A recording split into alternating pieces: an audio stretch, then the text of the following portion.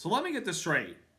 A guy that starts first, goes to the rear in the early part of the race, then comes all the way from the back to win it, back-to-back weeks?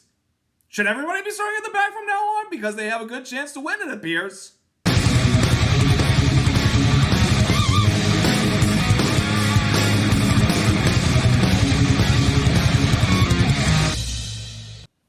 Hey there, race fans. It's Race Day Top 5 with me, Frank 5. Michigan International Speedway, the fast 2-mile track, is one of the fastest tracks that we go to, where you see speeds of up to 200 miles per hour heading off into the corners in turns 1 and turns 3. It's also a track that involves track position being a key factor in determining how good your car is going to be, because the clean air matters at this track. You get caught in the middle of the traffic, you're going to be in for a long day of ill handling and a lot of tire wear. But yesterday we had a lot of that, a lot of restarts, a race that set the record for the most cautions in a Cup Series event at 11. And speaking of 11, a special driver had a special moment yesterday at Michigan. Let's talk about all that happened yesterday in the Irish Hills. Number 1, from the front to the back, to the back to the front, back-to-back weeks. That's right, Denny Hamlin, 2 weeks in a row, goes from the front of the field to the back of the field to work his way all the way up from the back to the front, consecutive weeks, by winning yesterday's FireKeepers Casino 400 at Michigan International Speedway, holding off Eric Jones, Bubba Wallace, Kyle Larson, and Carson Hocevar for the victory. What a day it was for Denny Hamlin. He qualified on the pole for the race on Saturday, but due to the team finding some damage in the underbody, they had to make some unapproved adjustments, and therefore Hamlin had to start at the back of the field with 5 other drivers that had to also start the rear for unapproved adjustments. When the green flag dropped, Denny Hamlin almost couldn't go anywhere at all. He couldn't seem to do anything because with how the car was back in the dirty air, it was tough to pass for him. But as we got further on into the race, just like last week, he worked his way through the field by making some good moves on some restarts, although he did have a close moment on a wreck on a restart at lap number 83, which I'll get into a little bit. But he got out of there scotch-free with only a spin, coming in to change tires, and continued to work his way back through the pack, where he was able to acquire some stage points at the end of stage number 2. Then, when we had a couple of key moments happen in the final stage, Hamlin found himself back inside the top 5 and had a relatively good chance to win. I think the 11 car, don't get me wrong, it was a good race car, but it wasn't the best race car yesterday. But he got to the front when it mattered the most. As the final restart commenced, there was a good battle up at the front of the field between both the Spire cars of Carson Hocevar and Daniel Suarez for the lead, and as they were coming off at turn 4, Denny Hamlin makes a pass from elevator drop to the bottom to make a 3-wide pass on both the Spire cars, and Denny Hamlin took off like a rocket ship and did not look back at the competition behind him that was racing for position. Even though those guys behind him did everything they could to try to get out of side-by-side racing to chase down the 11 car, from there on, he was out of here. Lights out fast. He had all the clean air that he needed, and plus he was able to manage his fuel, because there was some concern towards the latter part of that race about, with a couple of cautions included, would these guys have enough fuel to make it to the end? Denny Hamlin was able to get it home by winning by a whopping 11.11 seconds over second place. That's the biggest margin of victory in Denny Hamlin's career, and how fitting it matches the car number that he drives. It really is, absolutely mind-boggling. But it was a big win for Denny Hamlin, and why was it a big win? Well, yesterday, it was a big moment for Denny Hamlin in the history books as far as the all-time win list, because this was his 63rd career win in the NASCAR Cup Series, putting him 9th on the all-time win list, equaling it with his late teammate, former teammate, I should say, the late Kyle Busch. And to commemorate the moment, Denny Hamlin had actually prepared a hat and a flag with the number 1 style for Joe Gibbs Racing and the 8 font that Kyle Busch had been driving at Richard Childress Racing the last couple years, and put it all together to represent his old number 18 that he wore at Joe Gibbs Racing from 2008 to 2022. Kind of crazy and absolutely a pretty emotional moment, as you could tell, because Denny Hamlin, he still misses his former teammate who he had great battles with on the racetrack, and they respected each other and they got along very well with each other, aside from that 2010 All-Star race. But besides the point, it was a big moment for Denny Hamlin to honor his former teammate, who, of course, the entire sport, we're all still mourning the passing of Kyle Busch. But it was a nice moment and a tribute for Denny Hamlin to honor his former teammate with that flag and that emotional lap of honor on the front straightaway to acknowledge what he had just accomplished. And the burnout, of course, was absolutely phenomenal as well. I mean, if that doesn't get a tear down your eye, I don't know what will. But it was a big moment in general for Denny Hamlin. And he also sent a tribute to this win, not just to Kyle, Samantha, and the rest of the Busch family, but also paid homage to the original driver of the number 11 car from the early days of NASCAR, the great Ned Jarrett, who we lost on Thursday, passing away at the age of 93.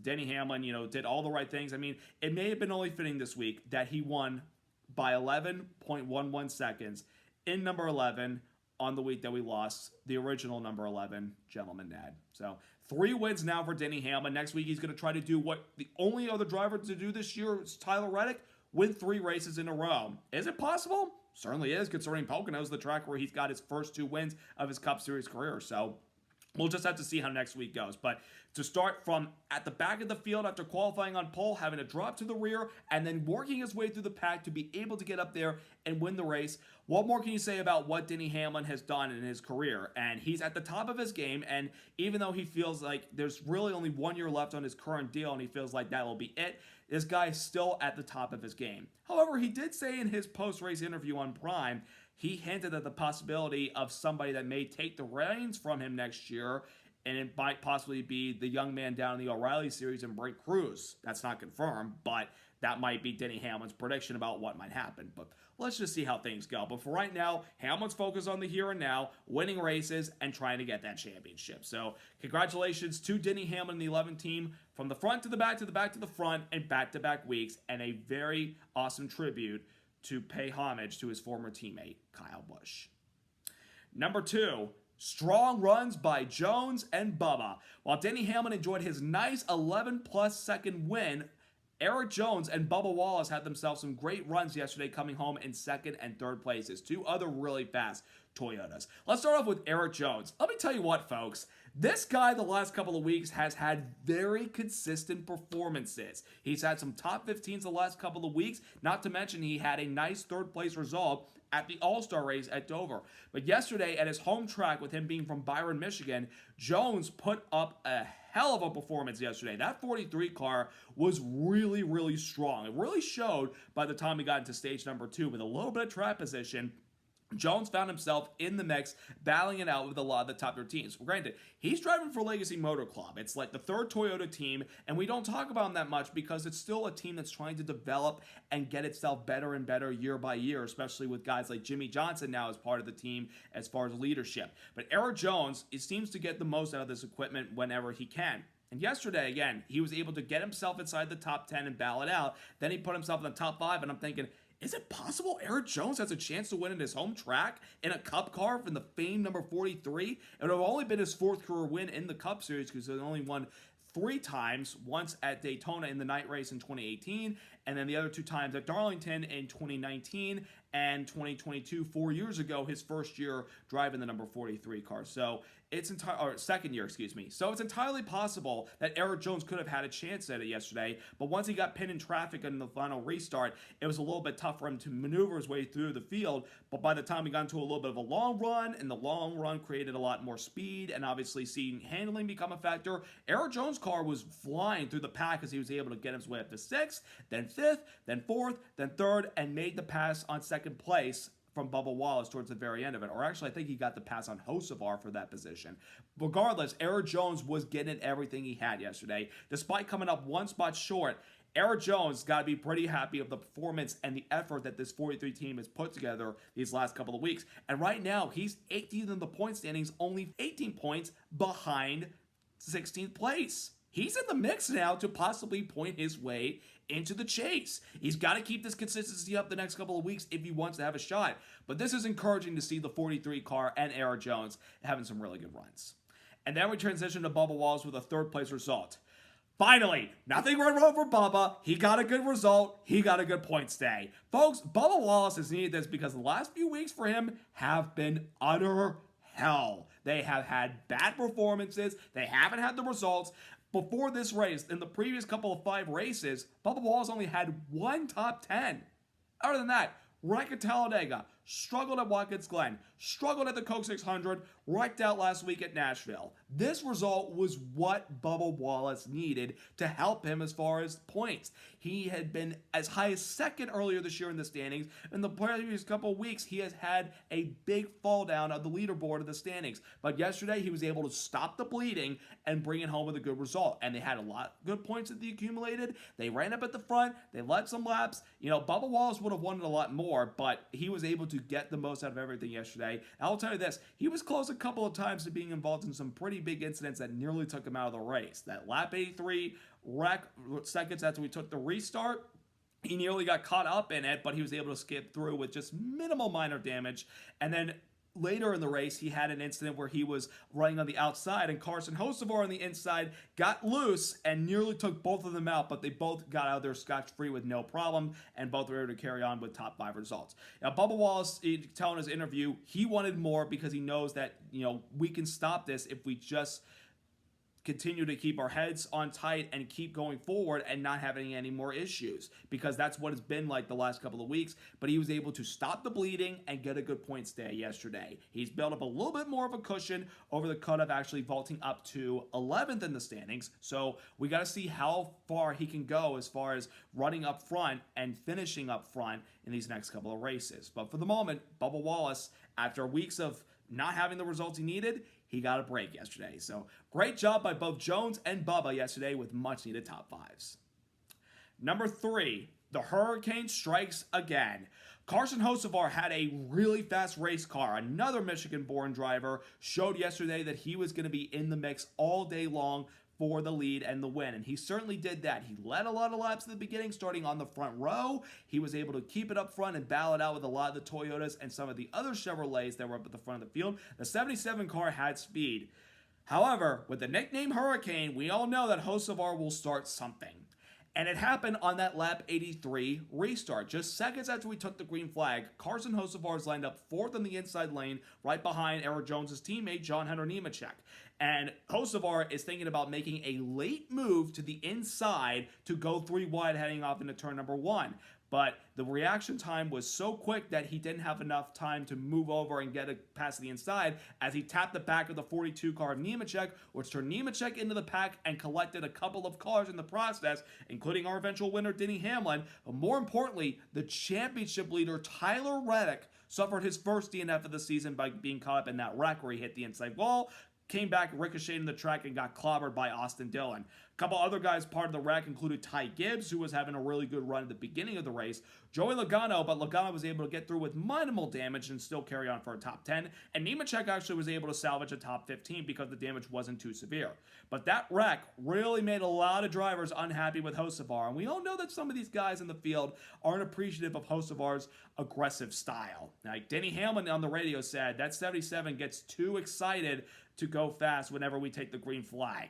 He has a point, though, but yeah, obviously what Hocevar did there, I mean, I understand what move he was trying to make, but it was way too soon, and it was just way uncalled for with what happened over there. I don't think he meant to do it. He's trying to make the move to the inside, but you need to think twice. If you can't make that move, just stay in line and wait to maybe have a run on the bottom of the racetrack going into turn number 1 once the tires get up to speed and everybody's getting up and running again.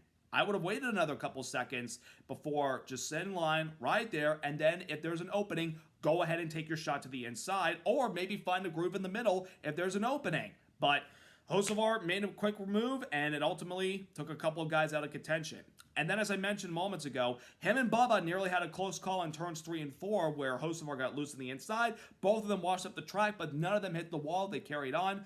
Hocevar lost a few spots in the process, but he was able to go strong, and then he was able to get a top 5. But after the race, Bubba Wallace did go over to Carson Hocevar and have a pretty animated chat with him saying, dude, you're fast. We all get that, but you need to stop hitting things. You need to stop hitting people, because Bubba said something that Kevin Harvick taught to him a couple years ago. This is about Harvick talking about Bubba, saying, tell him to stop hitting things and you'll do better and the results will show. And that has transpired in a way for Bubba the last couple of years. He's learned to stop hitting a lot of things and have some good results from time to time. He may not win as much, but he still gets the most out of it.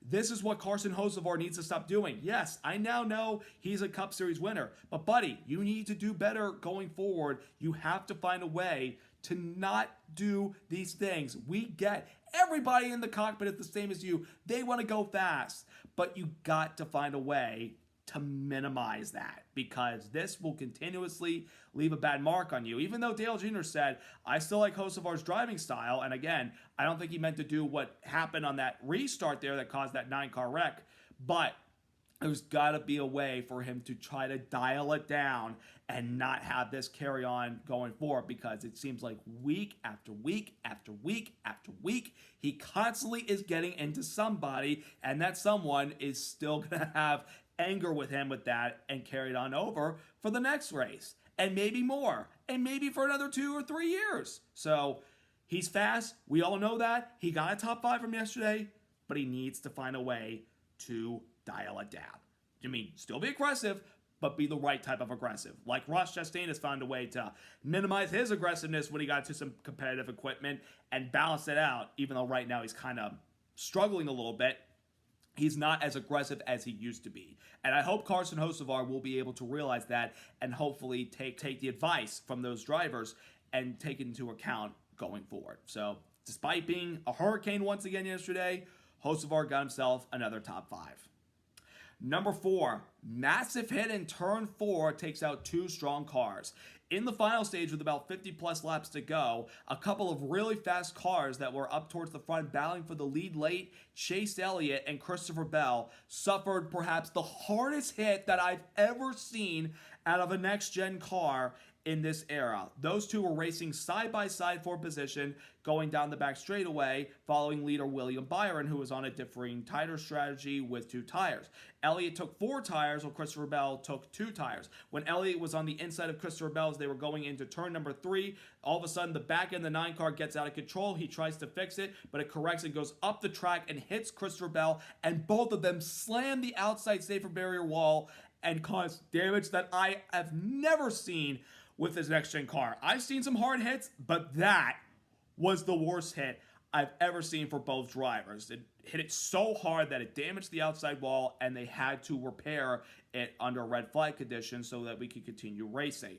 But thankfully, both Chase Elliott and Christopher Bell were able to emerge from their cars after taking those hard hits. It's really unfortunate for those guys because, for one, Chase Elliott, he actually ended up leading the most laps yesterday. He was really, really good all day long. Qualifying in the top 10, ran up at the front, really getting those stage points, actually winning stage number 2. It looked like after Reddick got knocked out of the race, that Elliott was the guy to beat. As for Christopher Bell, he had started the rear of the field like Denny Hamlin for unapproved adjustments. It took him a while, but then he got himself inside the top 10 and then inside the top 5, and it looked like Bell was going to be part of the mix because the last 2 weeks, he had been so close to getting his first win of 2026, finishing runner-up in the 600 to Daniel Suarez and runner-up to Denny Hamlin last week at Nashville in that thrilling battle for the win at the very end between the 3 Gibbs cars of Hamlin, Bell, and Chase Briscoe. Well, unfortunately, that big wreck yesterday was a big hit for both drivers, and once again, we just appreciate the effort that NASCAR has put in the last couple of years for safety reasons. Again, ever since the death of Dale Earnhardt, NASCAR has tried to make these cars safer for the drivers to be able to walk away in case they have a nasty wreck. And the tracks have also put in their effort too to make the racing conditions comparable and, of course, make sure that the drivers, if they have an incident on the track, they're able to walk out of there with no incident at all. Yes, we've had a couple of drivers suffer some injuries over the years by taking some hard hits, but at the same time, they're able to walk away in one piece. Well, Elliott and Bell were able to climb out of their cars. Elliott went over to Bell to make sure that he was okay and also apologized, and Bell appreciated the sentiment. But it was reported after the race that Christopher Bell was actually dealing with some wrist and ankle injuries. I don't know the severity of those injuries. I hope it's not too serious to prevent him from racing this upcoming weekend at Pocono, But hopefully Christopher Bell gets the right diagnosis and treatment for this week, and he's hopefully able to be back in the car at Pocono. If not, he might have to miss a race and return when we go to San Diego. But the most important thing was Elliott and Bell were able to get out of their cars yesterday, and both of them were okay. Again, it sucks that both of them got taken out, but at least they're okay. And we'll see how Bell is able to go this week as far as treatments and diagnosis and everything about what has happened with the wrist and ankle. Again, I hope it's not too serious. But I also want to say, because I saw on X yesterday, for all the people that were calling out Chase Elliott for that wreck, guys, they were all racing for the same piece of real estate right there. They're running for position, and he just got loose. Don't say that he intentionally took out the 20 car. No, he did not do that. And people saying that he's not talented. Come on, guys. He's a Cup Series champion. They're both talented drivers in their own driving style. They were going for the same piece of real estate. Nobody did anything wrong. These type of things happen. But again, I'm really thankful that Elliott and Bell were able to walk out of there after those gruesome hits. And number 5, good racing with a lot of adversity. There were some good battles yesterday at Michigan. Again, this next-gen car has definitely made racing at Michigan a lot more entertaining than the last couple of years that we had with the Generation 6 car. With long runs, some tire wear, comers and goers left and right, we had some good battles yesterday. And, of course, the restart's always entertaining to watch when you go to Michigan or you watch it on the television. But we also had a lot of adversity yesterday as far as guys having a lot of problems. I documented the lap 83 wreck and the wreck with Elliott and Bell, but there were other things that happened yesterday. The first 2 cautions of the race by the same driver. Poor Connor Zilic. This rookie cannot catch a break. Got loose in turn 4, hit the wall, then a couple laps later, gets loose off of 2, hits the inside wall, done for the day. 3 weeks in a row, last place finishes. Somebody get that kid a break because he needs it bad. Then we had Brad Keselowski stop in the middle of 1 and 2 in the early part of stage 2 because they had a flat tire. He was able to get back in the lead lap eventually. Then AJ Allmendinger gets loose off of turn 2, goes around, and flat spots his tires, but he's able to get back in the race and carry on. And of course, I mentioned we had that wreck, the restart. Then later, Brad Keselowski got tapped by John Hunter Nemechek going into 1, and he hit the wall, knocking him out of the race at the track where he's still yet to win at his home racetrack. And then we get into the final stage. Zane Smith, who was having a really good run yesterday, running in the top 10 after an incredible performance last week at Nashville, he unfortunately lost a tire in turns 1 and 2 and went around and hit the outside wall, knocking him out of the race. I mentioned the Elliott and Bell incident, but then there was another big wreck, a 9-car pileup coming off of turn 4 with about 40-plus laps to go, where Michael McDowell tapped the back of Ricky Stenhouse Jr., turned him down and collected Noah Gragson and Ryan Preece, and other cars were also caught up in it, and Shane Van Gisbergen, Josh Berry, Austin Hill, Cody Ware, and Ty Dillon. A lot of cars were tore up yesterday. There was some good battles out there, but when we had those close battles on restarts, some of these guys were neck and neck with each other, and the handling was becoming a factor. There would be guys that get out of control, spin around, or hit the wall really, really hard. That's Michigan for you. The speeds are high, but so are the impacts, and even the battles on the racetrack. So with that, we are off to the Tricky Triangle next week in Pocono. That big racetrack with 3 corners that are pretty much taken away from 3 different types of tracks. Turn 1, shaped like Trenton Speedway. Turn 2, shaped like Indianapolis Motor Speedway. Turn 3, the Milwaukee Mile. And this is a track where track position matters a lot. There'll be a lot of shifting. And of course, it's a track that can play a factor when it comes to fuel mileage. And you're going to need to have a very good race car, and you're going to need to nail the strategy next week if you're going to have a chance. And some of these guys need to take into account, do I want stage points, or do I want to go to win the race? Even though the rules have changed as far as how you make the championship now, you got to decide what you want next week. So it should be actually a relatively interesting race, because without the win and you're in stuff, it'll be interesting to see how strategy plays out next week at Pocono. I'm sure it's going to be the same old like it's been the last couple of years, but maybe it's a little more entertaining this time. We'll just have to wait and see. So will Denny Hamlin be able to go 3 in a row next week, especially at the track where he has won at multiple times and the side of his first 2 wins in the Cup Series? Or will Chase Briscoe, who had a really good run last year, winning the race, his first win as a Joe Gibbs Racing driver, or will somebody else be able to make the strategy work in their favor and take victory? We're going to have to wait and see. But I hope you all enjoyed watching this video. Thanks so much for watching. Subscribe, like, and congrats once again to Denny Hamlin, the 11 team, on winning at Michigan yesterday. And congrats to Denny Hamlin, 9th on the all-time win list, tying the late Kyle Busch. Have a great week, everybody. Let's go racing!